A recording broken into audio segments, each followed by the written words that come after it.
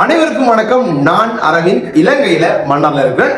So இந்த video என்ன அப்படின்னு பார்த்தீங்கன்னா, கனடா என்ற ஒரு பேய் இல்லாட்டி கனடா என்ற ஒரு மன நோய் அப்படின்னு சொல்லலாம். அதையும் தாண்டி கனடா மோகம் அப்படின்றது இன்றைக்கு இருக்கக்கூடிய இளைஞர்கள், யுவதிகள் எல்லாருக்குமே இருக்கக்கூடிய ஒரு விஷயமா இருக்குது. இதுக்காக ஒவ்வொருத்தரும் 1 கோடி 2 கோடி 3 கோடின்னு பல லட்சக்கணக்கான பணங்களை இழக்கிறதுக்கு தயாராக இருக்காங்க. அதே மாதிரி கொடுக்கறதுக்கும் தயாராக இருக்காங்க. இதை வாங்குறதுக்கு ஏஜென்ட் மார் தயாராக இருக்காங்க. ஸோ இப்படியான மோகம் உங்களுக்கு இருக்குது. வெளிநாட்டுக்கு போயே ஆகணும்னு நீங்க இருக்கீங்க அப்படின்னு சொன்னா, அந்த நாட்டில் உங்களுக்கு வரக்கூடிய பிரச்சனைகள், அங்க போனா உங்களுக்கு தேவைப்படுற விஷயங்கள், அங்க போனா வேலை கிடைக்குமா, அங்க போனா நீங்க எங்க தங்க போறீங்க, இப்படியான பல காரணங்களை நீங்க தேடிட்டு தான் போகணும்.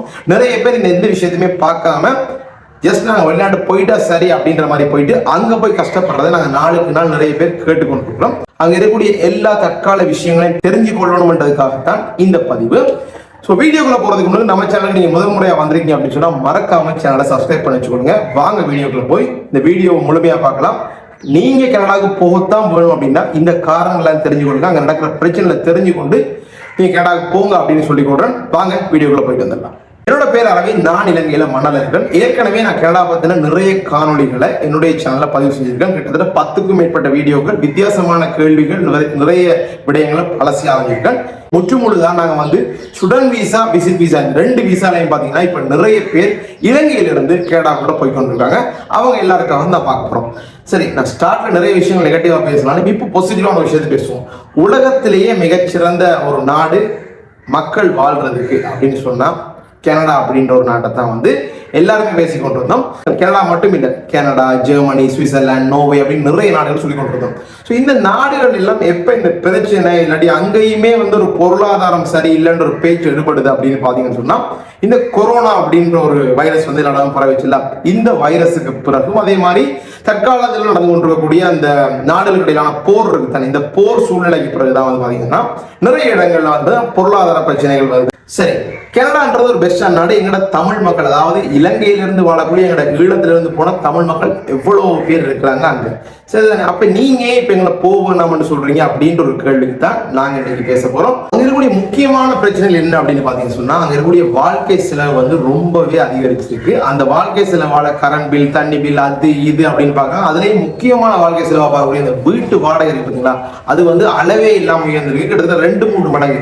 500 கனடியன் டாலர்ஸுக்கு இருந்த ஒரு வீட்டினுடைய வாடகை இப்ப 1500-2000 கனடியன்ஸுக்கு போயிருக்குதாம் அப்படின்னு சொல்றாங்க. ஏன்னா அதிகளவான மக்கள் நாட்டுக்குள்ள வந்து கொண்டிருக்கிறதால அங்க பாத்தீங்கன்னா புதிய வீடுகள் நிர்மாணிக்க தவறிக்காங்க இந்த கொரோனாவுக்கு பிற்பட்ட காலப்பகுதியில். ஸோ அதுக்குள்ள வந்த மக்கள் எண்ணிக்கை மட்டும் கிட்டத்தட்ட பார்த்தீங்கன்னு சொன்னா 1 மில்லியனுக்கு மேற்பட்ட மக்கள் இந்த ஒரு வருஷத்துல மட்டும் இன்டர்நேஷனல் ஸ்டூடெண்ட் கேப்பா வந்திருக்கிறாங்க உங்களுக்கு.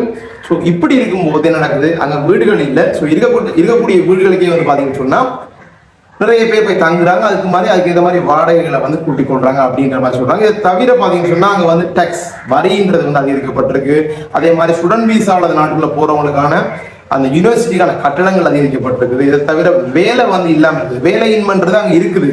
வெளிநாட்டுக்கு போனா வேலை கிடைச்சிடும், நம்ம செட்டில் ஆயிடும் அப்படின்ற யோசனை ரொம்ப தவறான ஒரு யோசனை. அங்க வேலை இருக்குது, பட் எல்லாருக்கும் இருக்காது. எக்ஸ்பீரியன்ஸ் ஆனவங்களுக்கு வேலை கிடைச்சிருது. ஒண்ணுமே தெரியாம இங்க நம்ம போறோம். ஒரு சிலப்பட்ட வேலைகள் இருக்கு. கடையில போய் வேலை செய்யறது, கிளீனிங் வேலை செய்யறது, ரைட், எங்கேயாவது போய் ஒரு ஹோட்டல் வழியை பிளேட்ஸ் கிளீன் பண்றது, டாய்லெட் கிளீன் பண்றது, இப்படியான ஜாப்ஸ் தான் போனோன்னே ஈஸியா இருக்கலாம். பனி அல்றது, இப்படிதான் நமக்கு வேலை கிடைக்கும். ஸோ இந்த வேலைகள் ரொம்ப கடினமானதாகவும் இருக்கும். நிறைய பேர் எப்படி சொல்றது, இங்க இருந்து போற நேரம் வெளிநாடு அப்படின்றத வித்தியாசமா பார்த்துட்டு போவீங்க. பட் அங்க போன பிறகு நடக்கும்டா இந்த வேலையெல்லாம் நம்ம செய்யும் போது உங்களுக்குள்ள ஒரு மன அழுத்தமோ டிப்ரெஷனோ கூட வரதுக்கான வாய்ப்புகள் இருக்குது. சரி, உங்களுக்கு வேலை கிடைச்சிருச்சு அப்படின்னு வச்சுக்கொள்வோம். வேலை கிடைச்சா கூட அங்க இருக்கக்கூடிய உங்களோட சம்பளத்துக்கான அளவு பாத்தீங்கன்னா ரொம்ப கம்மியா இருக்குது. முன்னாடி எல்லாம் பாத்தீங்கன்னா ஒரு மனதியாவதுக்கு வேலை செஞ்சா கேரளால $10 12 $13 சொல்லி இருந்துச்சுன்னு சொன்னா, இப்ப அதே வேலையை, அதே சேம் வேலையை $5 செய்யறது கூட ஆட்கள் இருக்காங்க. என்ன காரணம் அப்படின்னு பாத்தீங்கன்னா, அவங்களுக்கு வேலை இல்லை அப்படின்றதால அவங்க ஒரு குறைவான சம்பளத்தை வாங்கிட்டு அந்த வேலையை செய்யறது ரெடி. இப்போ கிளீனிங் வேலை ஒன்று நீங்க போறீங்க, ஆனா அந்த வேலைக்கு $10 தான் சம்பளம் அப்படின்னா, உங்களோட வேலையை நீங்க $10 செய்யறது இருக்கும்போது இன்னொருத்த வாரா பங்களாதேஷோ இல்லாட்டி பாகிஸ்தான்காரங்க வராங்கன்னா அவங்க என்ன செய்யறாங்க அப்படின்னு பாத்தீங்கன்னா, அவங்க வெறும் ஒரு $5 வாங்கிட்டு அதே வேலையை செய்யறது ரெடியா இருக்கும்போது அந்த வேலையை கொடுக்கக்கூடியவங்க அந்த அவருக்கு வேலையை கொடுத்துட்டு போயிடுறாங்க. நீங்க $10 கேட்டா உங்களுக்கு வேலை கிடைக்காது. ஸோ இப்படியான பல பிரச்சனைகள் இப்ப அங்க இருக்குது. ஏன்னா அதிகளவான மக்கள் நாட்டுக்குள்ள வந்து கொண்டே இருக்கிறாங்க அப்படின்றது ஒரு முக்கியமான காரணம். இப்படியான இந்த வாழ்க்கை செலவு அதிகரிச்சதா இருக்கலாம், இந்த வீட்டு வாடகை கூடதா இருக்கலாம். இதுக்கெல்லாம் என்ன காரணம் அப்படின்னு பார்த்தீங்கன்னா பணவீக்கம் வந்து நாளுக்கு நாளாக அதிகரிச்சுட்டு போகுது. வட்டி வீதம் பார்த்தீங்கன்னா தலைக்கு மேலே போயிட்டு இருக்கு. வட்டி வீதம் வந்து அங்கே இருந்ததை விட 2 மடங்கு 3 மடங்கால வந்து கூட்டப்பட்டிருக்குது. அதே மாதிரி வங்கியினுடைய அந்த என்ன சொல்றது பண கொள்கைகளாக இருக்கலாம், இல்லாட்டி வங்கியினுடைய கொள்கைகளாக இருக்கலாம், அதுல வந்து நிறைய மாற்றங்கள் கொண்டு வரப்பட்டிருக்குது. அதே மாதிரி இந்த எக்கனாமிக் growth, அதாவது அந்த பொருளாதார வளர்ச்சி அப்படின்னு சொல்றது வந்து பார்த்தீங்கன்னு சொன்னா கொஞ்சம் கொஞ்சமாக தான் கூடுது. முன்னாடிலாம் வந்து அந்த நாடு கனடா, இந்த ஸ்வீடன், லண்டன் இந்த மாதிரி நாடுகள் எல்லாம் பார்த்தீங்கன்னா பொருளாதார வளர்ச்சி அப்படின்றது ரொம்ப வேகமாக அதிகரித்து கொண்டு போகும். ஆனால் இந்த கொரோனாவுக்கும் இந்த உள்நாட்டு போர்களுக்கும் இடையிலான அந்த போர் நிலைமைகள் வந்த பிறகு பார்த்தீங்கன்னு சொன்னால் இந்த பொருளாதார வளர்ச்சி அப்படின்றது கனடா மட்டும் இல்லை, கனடாவை சுற்றி இருக்கக்கூடிய நிறைய நாடுகள் இதே பிரச்சனை இருக்குது. அதாவது ஐரோப்பிய நாடுகளாக இருக்கலாம், இல்லாட்டி அமெரிக்காவாக இருக்கலாம், எல்லா நாட்டிலையுமே இந்த பிரச்சனை இப்போ இருக்குது. பட் கனடாவை பற்றி நம்ம பேசிட்டு இருக்கிறதால வந்து சொல்கிறேன், அங்கே வந்து பொருளாதார வளர்ச்சி அப்படின்றது ரொம்பவுமே ஒரு குறுகிய அளவிலான ஒரு வளர்ச்சியாக தான் இருந்து கொண்டிருக்கு அப்படின்றது சொல்லப்பட வேண்டிய விஷயம். சரி, அடுத்ததான் நம்ம வந்து என்ன சொல்றோம்னு சொன்னா இப்போ இந்த கனடாவுக்குள்ள எப்படி போறாங்க, 2 வழியில போறாங்க. ஸோ அடுத்ததான் வந்து பாத்தீங்கன்னு சொன்னா கனடாவுக்குள்ள என்னென்ன வழிகளில் போறாங்க அப்படின்னு பாத்தீங்கன்னு சொன்னா 2 வழிகளில் போறாங்க. ஸோ முதலாவதா ஸ்டூடெண்ட் வீசா அப்படின்ற ஒரு வழியை வந்து அது வந்து லீகலான ஒரு வழியை பயன்படுத்தி எல்லாருமே போகக்கூடிய ஒரு வழி. ஸோ இந்த கனடாவுக்குள்ள ஸ்டூடெண்ட் வீசால போற மக்கள் பாத்தீங்கன்னா இந்த ஆசிய கண்டத்துல இருந்து அதிக அளவான ஆட்கள் வந்து கனடாவுக்குள்ள போய் கொண்டிருக்காங்க. அதே வந்து அதிகமான ஸ்டூடெண்ட்ஸ் வந்து போறது பாத்தீங்கன்னா இந்தியாவில இருந்து போறாங்க. அது தொடர்ந்து பார்த்தா சைனாவில இருந்து போறாங்க. அதே மாதிரி பிலிப்பைன்ஸ், இதையும் தாண்டி இலங்கை, பாகிஸ்தான், பங்களாதேஷ் அப்படின்ற பல நாடுகள்ல இருந்து வந்து போய்கொண்டிருக்காங்க ஸ்டூடெண்ட் வீசாவில். நான் கிட்டத்தட்ட 1 மில்லியனுக்கும் மேற்பட்ட மாணவர்கள் வந்து கனடாவுக்குள்ள என்ட்ரா இருக்காங்க 2023ஆம் ஆண்டுல. இந்த நிலைமை 2024ஆம் ஆண்டுல இன்னும் அதிகரிச்சிருக்கு. 2024ஆம் ஆண்டு கிட்டத்தட்ட ஒரு 3 மாசம் தான் போயிருக்கு, ஒரு செமஸ்டர் தான் ஆரம்பிச்சிருக்கு. இப்பயே பாத்தீங்கன்னு சொன்னா அதுல வந்து அந்த என்ன சொல்றது அந்த ஒரு குவார்ட்டரை விட அதிகமான ஸ்டூடெண்ட்ஸ் வந்து கனடாவுக்குள்ள என்ட்ரா இருக்காங்க அப்படின்னு சொல்றாங்க. ஏன்னா வெளியில இருக்கக்கூடிய மீடியாஸ்ல வந்து பாசிட்டிவான நியூஸஸோ இல்லாட்டி இந்த ஸ்டூடெண்ட் வீசா எடுத்தா நீங்க போயிடலாம், இல்லாட்டி ப்ரொமோஷன்ஸ், அட்வர்டைஸ்மெண்ட், இந்த வெளிநாட்டுக்கு அனுப்புற ஏஜென்சிஸ் சொல்லி எல்லாருமே அந்த பாசிட்டிவ் சைடை மட்டும்தான் பேசுறாங்க. யாருமே நெகட்டிவான சைடை பேசுறது இல்லை. கனடா ஒரு நல்ல நாடு தான். ஒரு 10 வருஷம் 5 வருஷத்துக்கு முன்னாடி பாத்தீங்கன்னு சொன்னா போனவங்க எல்லாம் வந்து நல்லா இருக்காங்க, இல்லைன்னு சொல்லல. பட் இப்போ நீங்க கனடா போறது அப்படின்றது தான் ஒரு பிள்ளையான டிசிஷன் அப்படின்றத பேசுறோம். இப்போ இருந்து ஒரு 2 வருஷத்துக்கு பிறகு இருக்கக்கூடிய எக்கனாமிக் growth அப்படின்றது நல்லா வந்துச்சு அப்படின்னு சொன்னா அதுக்கு பிறகு பாத்தீங்கன்னா கனடா போலாமான்னு கேட்டா நானே கூட எஸ் குட் அப்படின்னு சொல்லலாம். இப்போ இருக்கக்கூடிய வாழ்க்கை செலவு குறையலாம், அந்த எக்கனாமிக் growth அப்படின்றது அதிகரிக்கலாம், அங்க இருக்கக்கூடிய பணவீக்க நிலைமை குறையலாம், வட்டி வீதங்கள் குறையலாம் அப்படின்னு சொன்னா நீங்க போனா ரொம்ப சந்தோஷமா அந்த நாட்டில் வாழலாம். சரி, இது எல்லாத்தையும் தாண்டி இந்த ஸ்டூடெண்ட்ஸுக்கு ஏன் இந்த விஷயம் வந்து கூடாது அப்படின்னு பார்த்தோம்னு சொன்னா நிறைய ஸ்டூடெண்ட்ஸ் 2 வருஷ கோர்ஸ், 3 வருஷ கோர்ஸ், 1 வருஷ கோர்ஸ் கூட படிக்கிறாங்க. இந்த கோர்ஸை படிச்சு முடிச்ச பிறகு பார்த்தீங்கன்னா அவங்களுக்கு உரிய வேலை கிடைக்குதா அப்படின்னு கிடைக்கும். யாருக்குமே அந்த வேலைகள் வந்து அவங்க படிச்சதுக்கு ஏற்ற வேலை வந்து கிடைக்கிறதே இல்லை அப்படின்றது ஒரு முக்கியமான விஷயமா நாங்கள் பேசணும். கிட்டத்தட்ட 80% மாணவர்களுக்கு பார்த்தீங்கன்னா அவங்க படிச்சதுக்குரிய வேலை கிடைக்கிறது இல்லை அப்படின்னு தான் தரவுகள் வந்து சொல்லிக் கொண்டிருக்கு. நிறைய பேர் செய்யக்கூடிய வேலை என்ன அப்படின்னு பார்த்தீங்கன்னா அந்த ட்ரக் டிரைவர்ஸ் அப்படின்னு சொல்லுவாங்க. அந்த பெரிய லாங்கான கண்டெய்னர்ஸ் மாதிரி ஓடுவாங்க தெரியுமா, இலங்கையில, இந்தியாவிலாம். ஸோ இந்த மாதிரியான கண்டெய்னர்ஸ் ஓடக்கூடிய அங்கே ட்ரக் டிரைவர்ஸ் இருக்காங்க. நிறைய இந்தியாவில இருந்து போகக்கூடியவங்க வந்து ட்ரக் டிரைவர்ஸா இருக்காங்க. அதே மாதிரி இலங்கையில இருந்து போனவங்க கூட ட்ரக் டிரைவர்ஸா இருக்காங்க அப்படின்னு சொல்றாங்க. இதை தவிர பார்த்தீங்கன்னா ஹோட்டல்ல வேலை செய்யறாங்க, பார்ல டெலிவரியில் செய்யறாங்க, அப்படி இப்படின்னு சொல்லி சில என்ன சொல்றது என்ன வேலை அவங்க படிச்சாங்களோ அந்த படிப்புக்கும் அதுக்கும் சம்பந்தமே இல்லாத வேலை தான் நிறைய பேர் செய்யறதா வந்து நான் கேள்விப்பட்டிருக்கேன். அவங்களுடைய உண்மையான நிலைமையை அவங்களோட பெற்றோர் கூட சொல்றது இல்லை. அதாவது எப்படி சொல்றது, இப்போ அவங்க வந்து பாத்தீங்கன்னா விளையாட்டு இருக்கவங்க சில நேரம் 2 நேரம் தான் சாப்பிடுவாங்க. எனக்கு ஒரு ஃப்ரெண்ட் இருக்கார், அந்த ஃப்ரெண்ட் என்ன சொல்லுவாரு எப்படி சொன்னா அவர் வந்து ஒரு சாப்பாடு வந்து 2 நாளைக்கு ஒருக்கா செஞ்சு ஃப்ரிட்ஜில் வச்சிருவாங்க அப்படின்ற மாதிரிலாம் சொல்லியிருக்காரு. சில நேரத்தில் கடையில் வாங்கி சாப்பிடுவாங்க, பன் அப்படி ஏதாவது சாப்பிடுவாங்க. இதை தாண்டி பார்த்தீங்கன்னா பிரெட் அந்த மாதிரி வாங்கி வச்சுட்டு ஜாம் பூசி சாப்பிட்றது. மற்றது ஒரு சோறு சமைச்சு வச்சா அந்த சோறு வந்து ஒரு நாள் தூக்கி எறிய மாட்டாங்க, ஃப்ரிட்ஜில் வச்சு சூடாக்கி சாப்பிடுவாங்களாம். ஸோ இப்படியான நிலைமைகள்லாம் இருக்கும். 2 நேரம் தான் சாப்பிட்ற நிலைமை இருக்கும். சில நேரத்தில் ஒரு முக்கியமான தேவைக்குரிய பொருள் ஒரு பால்மா வாங்கக்கூடிய மாதிரி காசு கூட இருக்காதான். அப்படியான சுச்சுவேஷன்ஸ்லாம் வந்திருக்கு அப்படின்ற மாதிரி அந்த ஃப்ரெண்ட் சொல்லியிருக்காரு. அதே மாதிரி என்ன சொல்றது, எப்படா வேலை கிடைக்கும், 1 வேலை 2 வேலை 3 வேலைன்னு சொல்லி அந்த கிடைக்கக்கூடிய வேலை எல்லாத்தையுமே செஞ்சா தான் என்னோட கடனை கட்டலாம் அப்படின்ற எல்லாமே இருக்கு. வேண்டாம், இப்போ நான் பேசிக்கொண்டிருக்க பதிவு நிறைய பேருக்கு பிடிக்காது, நெகட்டிவாக நான் பேசுகிறேன்னு சொல்லி ஏற்கனவே நான் போட்ட பதிவுகள் கூட சொல்லியிருப்பீங்க நிறைய பேர். நீங்கள் வந்து சும்மா கதைக்கிறீங்க, நீங்கள் இல்லாட்டி எகெயின்ஸ்டாக போடுவாங்க, கமெண்ட் பண்ணுவாங்க, நான் கனடா போயிடுவோம் நல்லா வந்து நீங்கள் கனடா போதாலே நீங்கள் நல்லா வரல, எனக்கு எந்த விதமான விஷயமும் இல்லை, நீங்கள் நல்லா வரல சந்தோஷம், யார் நல்லா இருக்கு நீங்கள். ஆனால் நான் சொல்கிறேன் இப்போ இருக்கக்கூடிய ஸ்ட்ரகிளை காட்டுறதுக்காக சொல்கிறேன். ஸோ நான் பேசுகிற விஷயம் யாருக்கு அப்படின்னு பார்த்தீங்கன்னா இங்கேருந்து கடன் வாங்கிட்டு போகிறவங்க, நகையை அடகு வச்சுட்டு போகிறவங்க, காணி பூமியை விற்றுட்டு போகிறவங்க, இவங்களுக்காக தான் நான் பேசிகிட்டு இருக்கேன். உங்களுக்கு வந்து அங்கே ரிலேஷன்ஸ் இருக்காங்க, உங்களுக்கு சொந்தக்காரங்க நிறைய பேர் கனடா இருக்கிறாங்க, நீங்கள் இங்கே நல்லா இருக்கிறீங்க அப்படின்னு சொன்னால் நீங்கள் கனடாவுக்கு போகிறீங்க, உங்களுக்கு செலவு இல்லை, வீட்டு வாடகை இல்லை, சாப்பாடு ஃப்ரீயாக கிடைக்கும்னு சொன்னால் உங்களுக்கான இந்த விஷயத்தை பேசலை. உங்களுக்கெல்லாம் பிரச்சனை இல்லை. நீங்கள் போயிட்டு ஒரு 2000-3000 சுழைச்சா கூட உங்களுக்கு அது பெரிய பிரச்சனையே இல்லை. ஏன்னா நீங்கள் வந்து உங்களுக்கு சொந்தக்காரங்க இருக்க போகிறீங்க, உங்களுக்கு செலவுகள் ரொம்ப குறைவாக இருக்கும். பொதுவாக உங்களை பற்றி நான் பேசுகிறேன். நீங்க இந்த கேட்டகரியில் வர மாட்டீங்க. ஒரு 10% ஆஃப் பீப்புள் நீங்க போயிருவீங்க. நான் பேசிக்கிட்டு இருக்கிறது இலங்கையிலிருந்து கஷ்டப்பட்டு கடன் வாங்கி வட்டிக்கு வாங்கி காணி பூமியை விற்று நகையை விற்று இப்படி போகிறாங்க பார்த்தீங்களா, இவங்களுக்கு தான் சொல்கிறேன் இது உங்களுக்கான டைம் இல்லை, நீங்கள் வெயிட் பண்ணி போங்க. இப்பயே போய் நீங்கள் வந்து ஸ்ட்ரகிள் பண்ண தேவையில்லை அப்படின்றத நான் சொல்லி கொண்டிருக்கேன். இது எல்லாத்தையும் தாண்டி பார்ப்போம். கனடா நல்ல நாடு தானே, அப்படி தான் நாங்கள் போனவங்க சொல்கிறாங்க. எஸ், நானும் இப்போ தான் சொல்கிறேன், கனடா ஒரு நல்ல நாடு தான், இல்லைன்னு சொல்லலை. கனடாவில் வந்து நிறைய நல்ல விஷயங்கள் இருக்குது. கனடாவில் பார்த்தீங்கன்னா நிறைய ஒரு என்ன சொல்கிறது, எந்த பாகுபாடு இருக்காது, டிஸ்கிரிமினேஷன் அப்படின்னு சொல்லுவாங்க. இந்த அங்கே இருக்கக்கூடிய மக்களாக இருக்கலாம், இல்லாட்டி கலராக இருக்கலாம், இல்லாட்டி மொழியாக இருக்கலாம், இல்லாட்டி மதமாக இருக்கலாம், இதுக்கு எதுக்குமே வந்து எந்த விதமான பிரச்சனை சமத்துவமான ஒரு நாடு அப்படின்னு சொன்னா கனடாவை சொல்லலாம். அதே மாதிரி வியாபாரம் செய்யறதுக்கு ஒரு சிறந்த நாடா கனடாவை சொல்லுவாங்க. கனடா பார்த்தீங்கன்னு சொன்னா அந்த வரி விலக்கு கிடைக்கும். அதே மாதிரி பிசினஸ் செய்யறவங்களுக்கு நிறைய சலுகைகளை வந்து அந்த நாட்டினுடைய அரசாங்கம் செஞ்சு கொடுக்குறதா நான் கேள்விப்பட்டிருக்கேன். ஸோ இப்படி அந்த கனடாவிலேயே வந்து இவ்வளவோ நல்ல விஷயங்கள் இருக்குது. உலகத்திலேயே ஒரு சிறந்த நாடு வாழ்றதுக்கு அப்படின்னு பேர் வாங்கின நாடு தான் கனடா. ஸோ அப்படி இருந்தாலும் இப்போ இருக்கக்கூடிய இந்த பொருளாதார நிலைமையில நீங்க அங்கே போறது, அதுவும் கடன் வாங்கி இவ்வளவு காசை போட்டு போறது தான் தப்புன்னு தான் நான் பேசியிருக்கேனே தவிர மற்றபடி உங்களை கனடாவுக்கு போகாதீங்க அப்படின்னு நான் எதுவுமே சொல்ல வரல. ஒரு கேள்வி இருக்குது, ஏன்டா அப்போ அவங்களாம் போனவங்களாம் வராமல் இருக்காங்க அப்படின்ற ஒரு கேள்வி உங்களுக்கும் இருக்கும், அந்த கேள்வி எனக்கும் இருக்குது. நிறைய பேர்கிட்ட பேசின டைமில் அவங்க சொல்கிறாங்க என்ன அப்படின்னு பார்த்தீங்கன்னு சொன்னால், நாங்கள் வந்துட்டோம் கனடாவுக்கு, 1 வருஷ கோர்ஸ் 2 வருஷ கோர்ஸ் 3 வருஷ கோர்ஸ் படிக்கிறோம், படிச்சு முடியாது, வேலை உண்மையாகவே பத்தது இல்லை, ஆனாலும் திரும்பி வர முடியாமல் இருக்கிறதுக்கான முக்கியமான காரணம் நான் ஆல்ரெடி சொன்ன அந்த கடன், நகை இல்லை, காணியை வைத்து வந்தேன், இங்கே வந்தால் நல்லா இருக்கலாம் அப்படின்னு சொல்லி இது எல்லாத்தையும் தாண்டி சொந்தக்காரங்க சுற்றி இருக்கவங்க இருப்பாங்க தானே, என்ன நீங்கள் கனடா போனீங்க 3 வருஷம் இருந்துட்டு வந்தீங்க, ஆனால் வந்து உங்களுக்கு என்ன அங்கே வாழையெல்லாம் போயிடுச்சா, உழைக்கலாம் போயிடுச்சா அப்படின்ற கேள்வி இருக்குது, சமூகத்துக்கான பதில் இருக்குது. அப்படின்ற பல பிரச்சனையில் ஒரு மன அழுத்தம் வார நிலைமையில அவங்க என்ன செய்யறாங்க, என்ன நடந்தாலும் பரவாயில்ல, நம்ம செத்தாலும் கனடாவை செத்துருவோம், இங்கேயே எப்படியாவது பிஆர் எடுத்துருவோம் அப்படின்ற மைண்ட் செட்டில் தான் நிறைய பேர் இப்போ வந்து அங்கே இருக்காங்க. இதை உங்களுக்கு நல்ல நெருக்கமான ஃப்ரெண்ட்ஸ் இருந்தாங்க, அதாவது சாதாரண ஃப்ரெண்ட்ஸ்ல நெருக்கமான ஃப்ரெண்ட்ஸ் இருந்தாங்கன்னா அவங்கள்ட்ட கேட்டீங்கன்னு சொன்னா கட்டாயமா அவங்க சொல்லுவாங்க. நான் சொல்றது எல்லாமே நான் சொன்ன இந்த கேட்டகரி ஆஃப் பீப்புளுக்கு, கடன் வாங்கி போறவங்க, நகை அடகு வச்சு போறவங்க, காணி பூமி வித்து போறவங்க, இப்படியான ஒரு 80% மக்கள் வந்து இப்படி தான் போய்கிட்டு இருக்காங்க வெளிநாட்டுக்கு.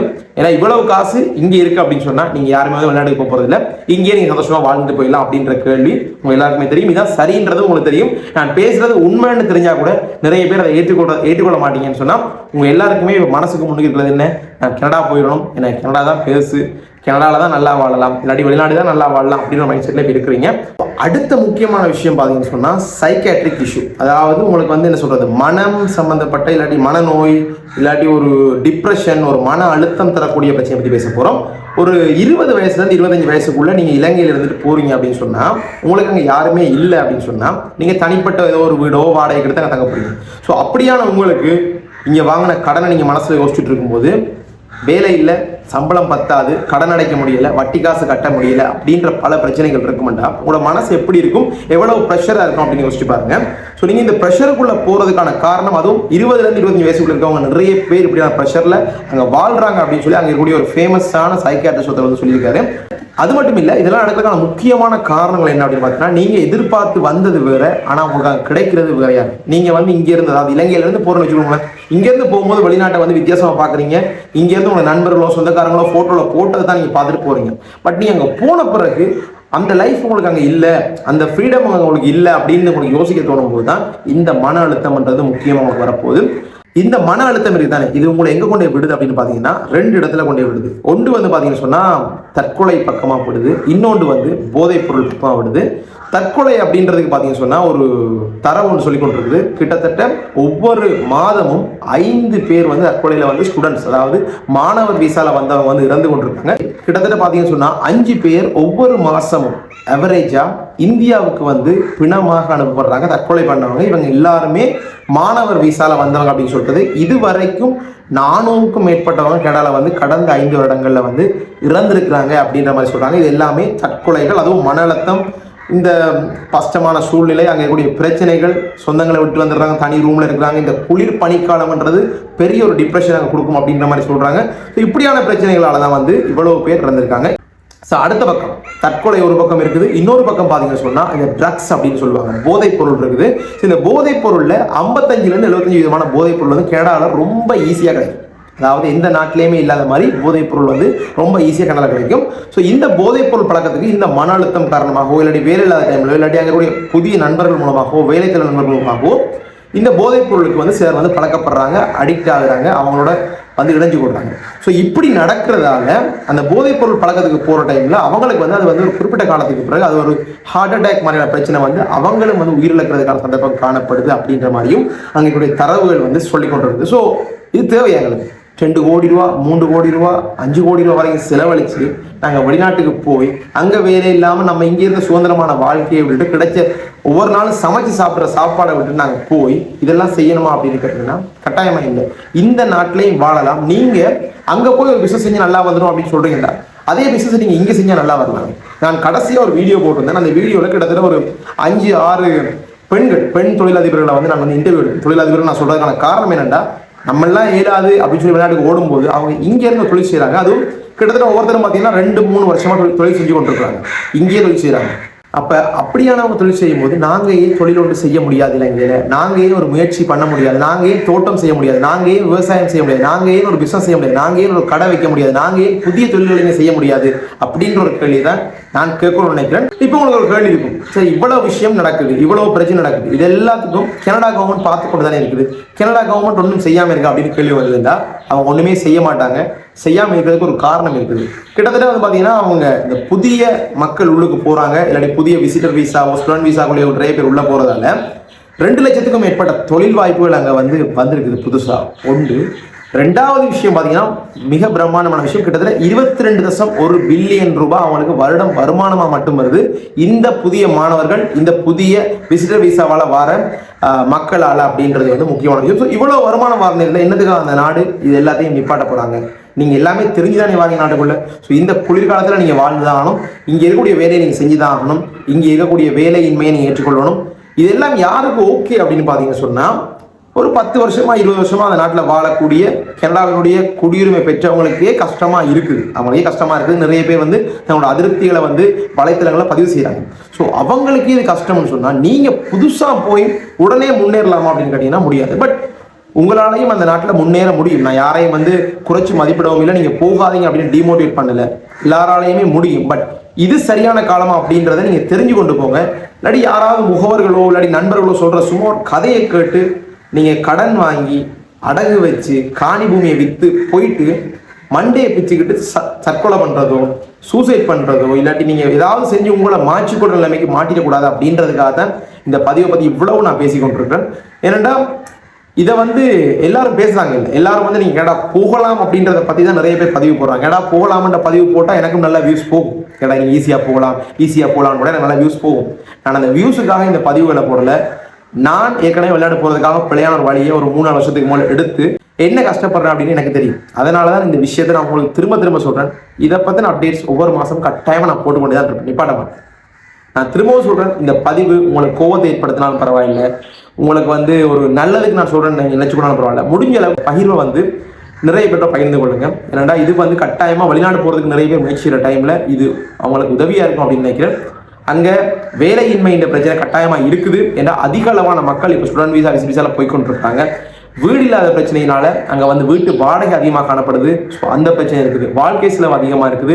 வட்டி வீதங்கள் அதிகரிச்சிருக்குது. பணவீக்கம் கனடாவிலையும் இருக்குது. ஸோ இலங்கையில் பணவீக்கம் வந்த டைம்ல உங்களுக்கு தெரியும், கிட்டத்தட்ட ஒரு 400-500 ரூபாய் இந்த பால் ஆங்கர்மா வந்து 1500 ரூபா வரைக்கும் போச்சு. ஸோ அதே நிலைமை தான் இப்போ அங்கே இருக்குது, அங்கே கரண்ட்ல இருக்குது.